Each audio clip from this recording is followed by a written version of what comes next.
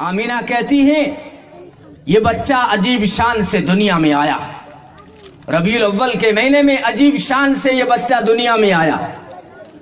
ये बच्चा जब दुनिया में आया तो हमें नहलाने की जरूरत नहीं पड़ी, नाड़ा काटने की जरूरत नहीं पड़ी। इस बच्चे को जब हजरत अब्दुर्रहमान इब्न औफ की वालिदा ने उठाकर आमीना के पहलू में सुलाया, जवान मर्द की तरह उठा और सजदे में चला गया।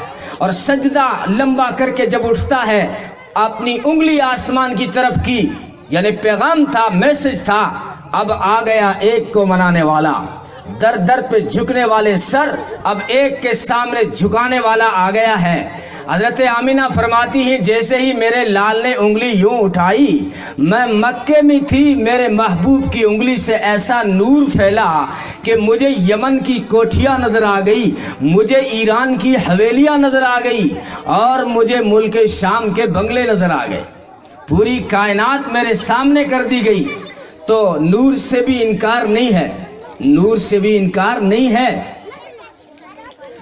अल्लाह ताला ने नानोतवी फरमाते हैं ना, सबसे पहले मशीयत के अनवार से नक्शे रूए मोहम्मद बनाया गया।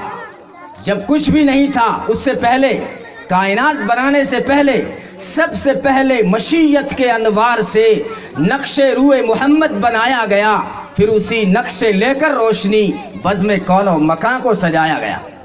यानी अल्लाह ने सबसे पहले अपनी चाहत के नूर से मोहम्मद अरबी के चेहरे का नक्शा तैयार किया, फिर उसी नक्शे से नूर रोशनी लेकर सारी दुनिया में तकसीम कर दी, सारी दुनिया में बांट दी। सबसे पहले मशीयत के अनवार से नक्शे रूए मोहम्मद बनाया गया, फिर उसी नक्शे लेकर रोशनी बज़्म कौनो मकान को सजाया गया। तो जिस तरह कुरान ये पूरी किताबों का खुलासा है, और इसी तरह मेरा नबी सारी कायनात का खुलासा है। ये कुरान भी हसीन है तो वो कुरान भी हसीन है। ये कुरान के अंदर सारी किताबें आ जाती हैं, तो उसके अंदर भी पहले दिन ऐलान हो रहा है कि इस बच्चे को आदम के अखलाक दो, शीश की मारिफत दो, नूह की शुजाअत दो, सालेह की फसाहत दो, लूत की हिकमत दो, दानियाल की मोहब्बत दो, इलियास का वकार दो, यूशा का जिहाद दो, मूसा की शिद्दत दो, याकूब की बशारत दो, इब्राहिम की दोस्ती दो, इस्माइल का ईसार दो, यूसुफ का हुस्न जमाल दो, ईसा का ज़ुहद दो। आदम से ईसा तक जो कुछ नबियों को मिला है वो सब कुछ इस बच्चे को दे दो, क्योंकि ये आने वाला बच्चा कोई आम बच्चा नहीं, बल्कि होने वाला सारे नबियों का भी सरदार है, होने वाला सारे नबियों का भी सरदार है। तो सारी कायनात सिमट के आ गई। हाँ, कायनात हुस्न जब फैली तो लामहदूद थी, और जब सिमटी तो तेरा नाम बनकर रह गई, तेरा नाम बनकर रह गई।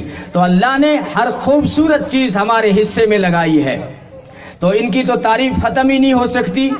बड़े बड़े राइटर आए, किताबें लिखने वाले आए, तकरीरें करने वाले आए, आखिर में थक कर सब ने यही कहा, जुबान थक गई, तारीफ बाकी है, कलम घिस गई, तारीफ बाकी है, रोशनाई खत्म हो गई, तारीफ बाकी है, किताब मुकम्मल हुई, लेकिन तारीफ बाकी है। कोई मौलवी चंद मिनटों में कैसे मेरे आका की शान बयान कर सकता है, जिसको खुद अल्लाह ने 23 साल में 30 पारों में बयान किया है। एक सहाबी ने जब पूछा ना अम्मी आयशा से, हमारे नबी की सीरत बताओ, सूरत बताओ, किरदार बताओ, कैरियर बताओ, कैरेक्टर बताओ, अखलाक बताओ, कहने लगी तुम कुरान को नहीं पढ़ते?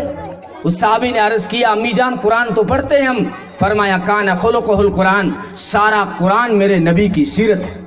मैं कहा करता हूँ कुरान में जितने भी हुरूफ हैं ये मेरे नबी की सीरत के प्रूफ हैं। कुरान में जितने भी हुरूफ हैं ये मेरे नबी की सीरत के प्रूफ हैं। तो नबी है, उसकी शान कौन बयान कर सकता है? अल्लाह ने जिसको 30 पारों में बयान किया है। लेकिन एक बात याद रखना है, पहला नंबर अल्लाह का है, दूसरा नंबर नबी का है।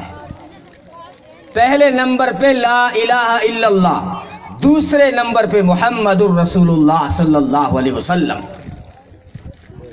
तो मेरा अकीदा भी अगर आप नोट करना चाहें तो ये है कि खुदा खुदा है, मुहम्मद मुस्तफ़ा है, वो रब्बे जुल जलाल है, ये आमीना का लाल है, वो मेरा रब है, ये शाह अरब है, उसकी इबादत है, इसकी इताअत है, उसकी खलकत है, इसकी उम्मत है, उसकी मगफिरत है तो इसकी शिफाअत है, वो रब्बुल आलमीन है तो ये रहमतुल लिल आलमीन है, उसकी खुदाई है तो इसकी मुस्तफ़ाई है। जहाँ जहाँ तक खुदा की खुदाई है वहाँ वहाँ तक मोहम्मद की मुस्तफ़ाई है, जहाँ जहाँ तक मेरे खुदा की खुदाई है वहाँ वहाँ तक मिठे मोहम्मद मीर की मुस्तफ़ाई है। उसका रबूबियत का तख्त है तो इसका खत्म नबूवत का तख्त है। रबूबियत के तख्त पे कोई जा नहीं सकता तो खत्म नबूवत के तख्त पे कयामत तक कोई आ नहीं सकता।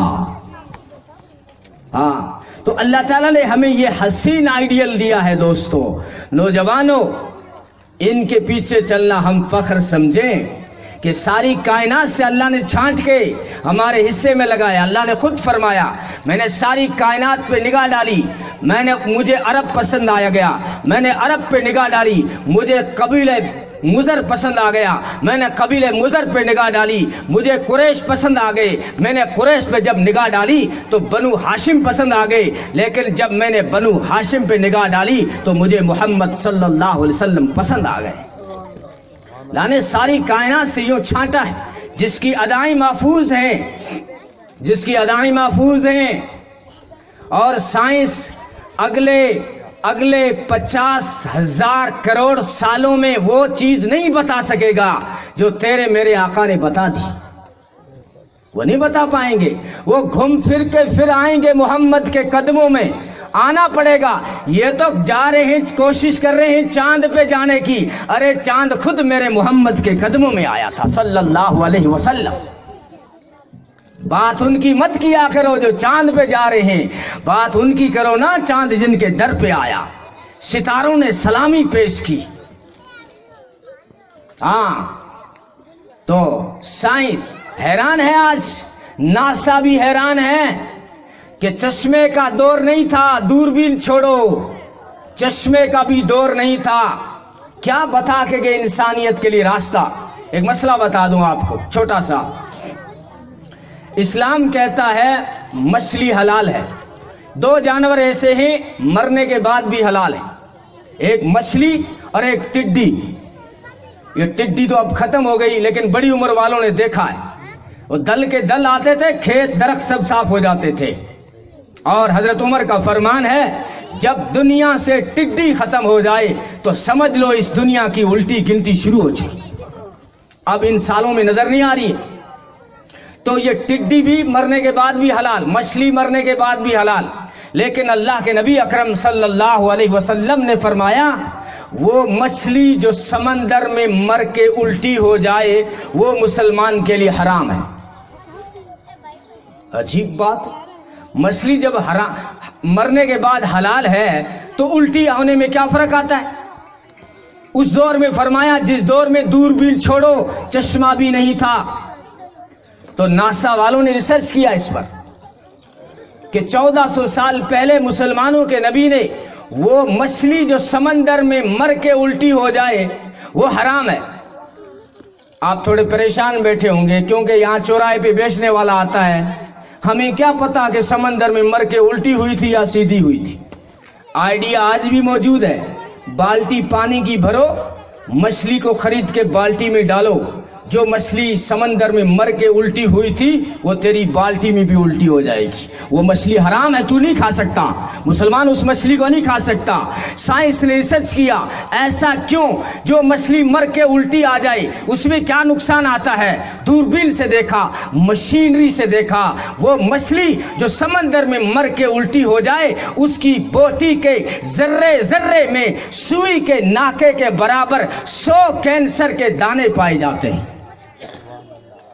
وہ مچھلی جو سمندر میں مر کے الٹی ہو جاتی ہے، اس کی بوٹی بوٹی میں سوئی کے ناکے کے اندر 100 کینسر کے دانے آ جائیں، ایسے کیٹانو پائے جاتے ہیں۔ نبی نے تو پہلے ہی فرما دیا تھا وہ مچھلی جو سمندر میں مر کے الٹی ہو جائے وہ مسلمان کے لیے حرام ہے۔ سائنس آج پہنچا ہے، میرے نبی نے پہلے فرما دیا تھا۔ اس لیے میں کہتا ہوں سائنس اگلے 50,000 کروڑ سالوں میں وہاں تک نہیں پہنچ پائے گا جہاں تک میرا آقا پہلے پہنچ گیا صلی اللہ علیہ وسلم۔ تو یہ اللہ تعالیٰ نے ہمیں آئیڈیل دیا ہے جن کی ادائیں محفوظ، جن کی پیڑھی محفوظ۔ ہاں مسلمان ہم کوئی پرانے نہیں ہیں، آپ کے عام خانی ہیں، راجپوت سے اسلام میں آئے ہیں۔ میں سندھی مسلمان ہوں، میں بھی راجپوت سے اسلام میں آیا ہوں۔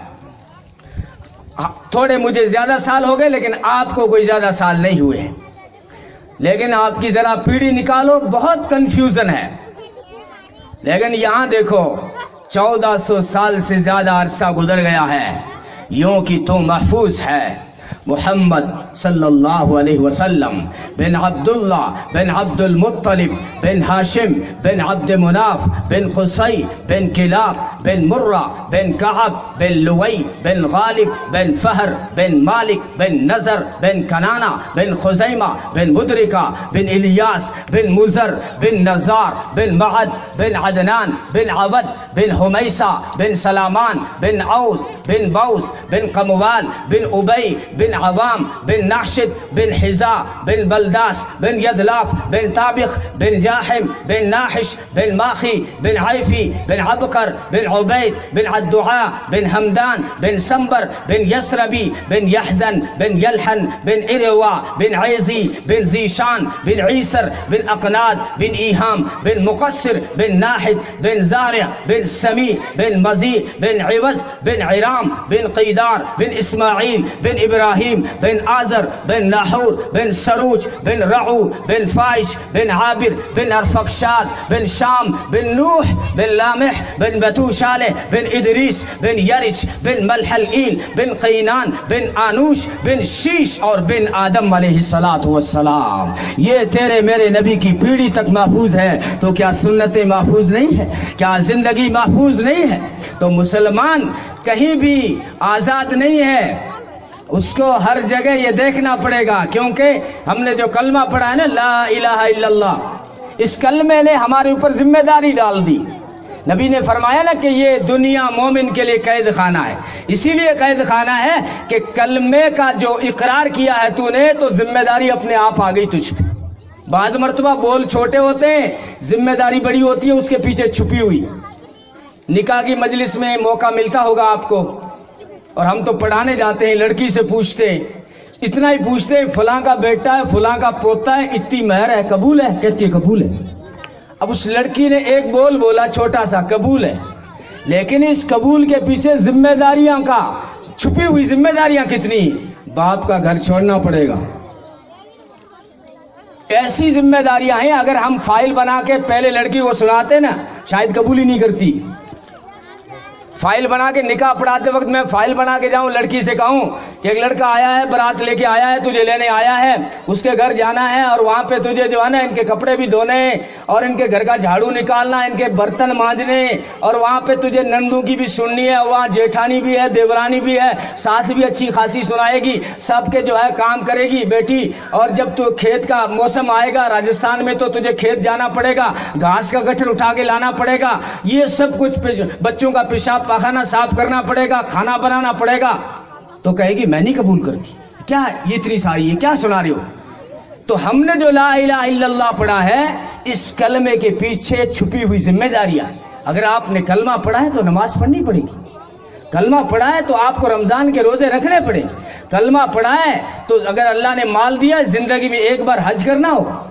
آپ نے کلمہ پڑھا ہے تو آپ کو اب اللہ کے محبوب کی سنتیں اور ان کا طریقہ دیکھنا پڑے گا ہر موقع پیش، موقع چاہے خوشی کا ہو چاہے غمی کا ہو۔ مسلمان آزاد نہیں ہے، اللہ کے محبوب کے طریقے ہی ہر موقع پہ طریقے بتا کے گئے، انہوں نے تو استنجا کرنے کا طریقہ بتا دیا۔